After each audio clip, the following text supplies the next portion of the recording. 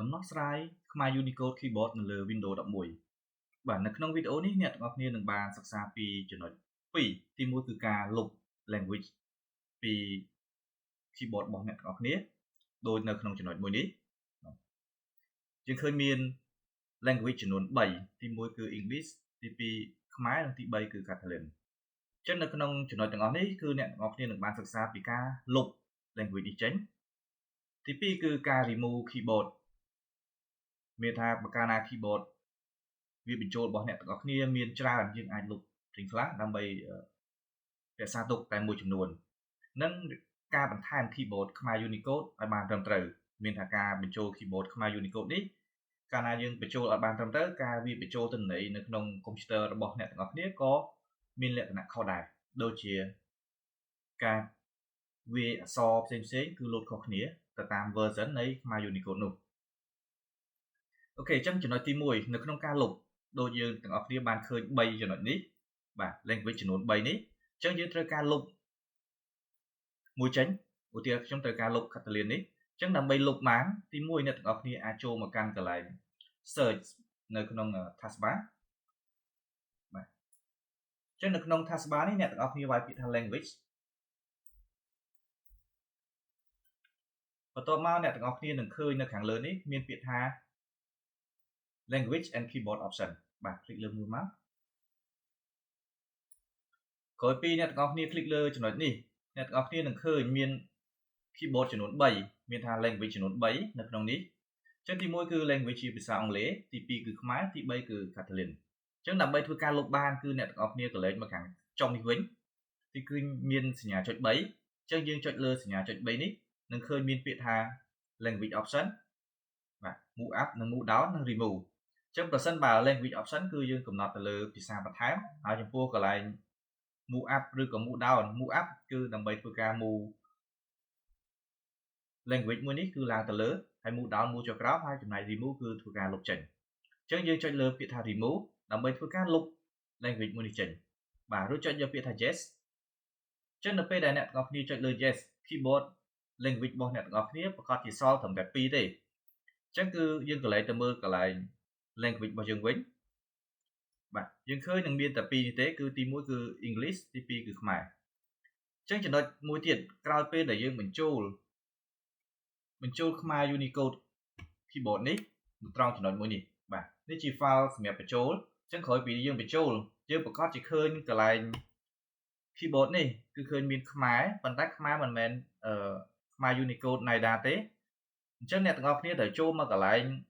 language នេះដដែលបាទ language អំបញ្ញមិញនេះគឺតាមរយៈ search ហើយយើងវាយពាក្យថា language and keyboard ហ្នឹងគឺយើងចូលមកដល់ចំណុចនេះអញ្ចឹងយើងឃើញមានចំណុចចុច3ដូចគ្នាយើងចុចលើកន្លែងចុច3កន្លែងខ្មែរនេះហើយចុចពាក្យថា language option អញ្ចឹងនៅពេលដែលអ្នកទាំងអស់គ្នាចូល language option គឺផ្ទាំងមួយនេះគឺនឹងលេចឡើងអញ្ចឹងនៅក្នុងនេះគឺមាន2គឺទី1គឺមាន language feature ទី2គឺ keyboard អញ្ចឹងចំណុចដែលសំខាន់នោះគឺនៅត្រង់កន្លែង keyboard នេះឯងអញ្ចឹងអ្នកទាំងអស់គ្នាអាច add keyboard អញ្ចឹងនៅក្នុងចំណុច add keyboard នេះអ្នកទាំងអស់គ្នាគ្រាន់តែ click មកគឺយើងឃើញមានខ្មែរហើយនិង NIDA អញ្ចឹងអ្នកទាំងអស់គ្នាយក NIDA មកដើម្បីធ្វើការប្រើប្រាស់ខ្មែរ Unicode NIDA នៅក្នុង computer របស់អ្នកទាំងអស់គ្នាអញ្ចឹងប្រសិនបើអ្នកទាំងអស់គ្នាមាន keyboard មានថា keyboard នៅក្នុង computer របស់អ្នកទាំងអស់គ្នាកំណត់អត់បានត្រឹមត្រូវនោះទេអ្នកទាំងអស់គ្នាសូមផ្លាស់ប្ដូរឲ្យបានត្រឹមត្រូវទៅតាមខ្មែរ Unicode ចំនួនដែលយើងបានបញ្ចូលនោះទើបធ្វើឲ្យការវាបញ្ចូលទិន្នន័យនៅក្នុងកម្មវិធី Office ឬក៏ទីតាំងផ្សេងៗបានត្រឹមត្រូវអូខេអញ្ចឹងសរុបជារួមមកវិញទី1ក្នុងការបញ្ចូលឬក៏លុប language នៅក្នុងការលុប language គឺអ្នកទាំងអស់គ្នាចូលមកកាន់ទីតាំងនេះហើយធ្វើការចុចនៅកន្លែងចុច3នៅលើ language ណាមួយដែលធ្វើការលុបហើយចុចពាក្យថា remove បើកាលណាអ្នកទាំងអស់គ្នាចង់បន្ថែម language គឺយើងចុចលើ add language ដើម្បីបន្ថែមភាសាណាមួយទៅកាន់ computer របស់លោកអ្នកអូខេអញ្ចឹងបន្តមកទៀតក្នុងការបន្ថែម keyboard ក៏ដូចគ្នាគឺយើងចុចទៅលើកន្លែងចុច3ហើយយកពាក្យថា language option ដើម្បីមើលបន្ថែម keyboard ដែលយើងបានបញ្ចូលអញ្ចឹងនៅពេលដែលយើងបានបញ្ចូលរួចហើយគឺយើងនឹងឃើញមាននៅលើ language នៅលើ taskbar របស់យើងគឺយើងនឹងឃើញមាន keyboard layout ដែលសម្រាប់បញ្ចូលទិន្នន័យអញ្ចឹងយើងឃើញមាន នៅលើកុំព្យូទ័ររបស់ខ្ញុំគឺមាន2គឺប្រភេទ language ដែលជា English ហើយនៅលើ keyboard គឺ United States International ចំណែកទៅលើ keyboard layout មួយទៀតជាភាសាខ្មែរហើយនឹងមាន keyboard layout គឺខ្មែរនេះដែរចឹងនេះគឺជា keyboard ទាំងពីរដែលចាំបាច់ត្រូវការប្រើនៅក្នុងការផ្លាស់ប្ដូរពីមួយទៅមួយតាមរយៈការកំណត់ option របស់អ្នកទាំងអស់គ្នាដូចជា control បូកជាមួយនឹង alt ឬក៏ control បូកជាមួយនឹង space តាមការកំណត់ឬក៏ window បូក space ទៅតាមអ្វីដែលយើងធ្វើការកំណត់ចឹងអាស្រ័យទៅលើកុំព្យូទ័រក្នុងការឆ្លាស់ពី keyboard មួយទៅ keyboard មួយចឹងខ្ញុំគិតថា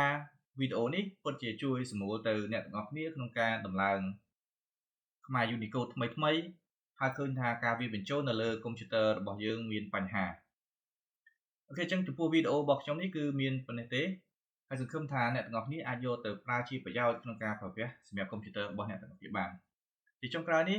ខ្ញុំសូមបញ្ចប់តាមវីដេអូទៅកម្រិតនេះដែរហើយអ្នកទាំងអស់គ្នាកុំភ្លេចចុចលើប៊ូតុង